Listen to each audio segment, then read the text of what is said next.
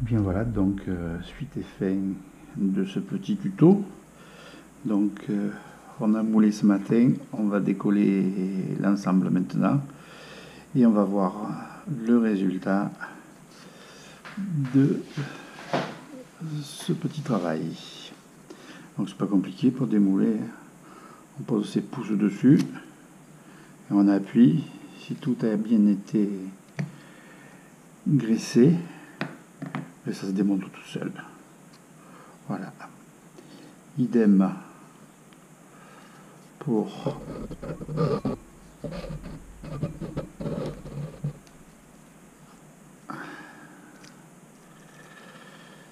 les deux parties qui ont été aboutées, les deux parties du moule donc. Voilà. Donc on y va doucement. Et voilà. On se retrouve donc avec le moule. Tout simple. Enlever les têtes. Hop. Une. Deux. Et voilà. Un petit moule sympa. On ébarbe un petit peu les trucs qui sortent sur celui-là. Il n'y en a pas beaucoup. Il était bien fait. Donc je vous rappelle qu'on trouve plein de pâtes à modeler. Mais il y en a une qui est nettement meilleure que l'autre. Hein, c'est une pâte à modeler italienne. Je pense que je vous ai donné. Oui, je vous ai donné. Donc c'est de la marque Giotto, une marque italienne qui est nettement meilleure que la marque américaine Plaido.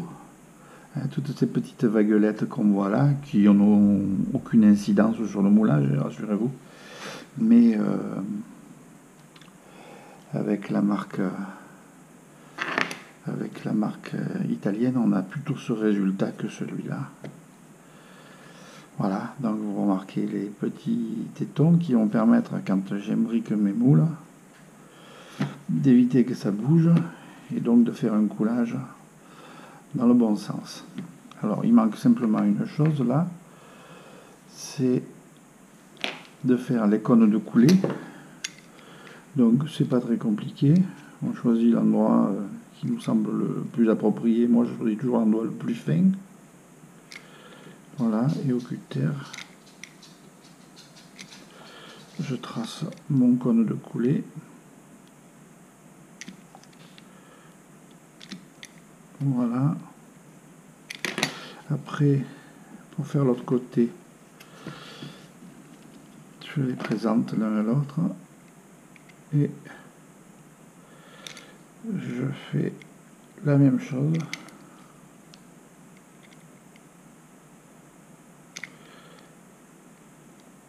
Voilà.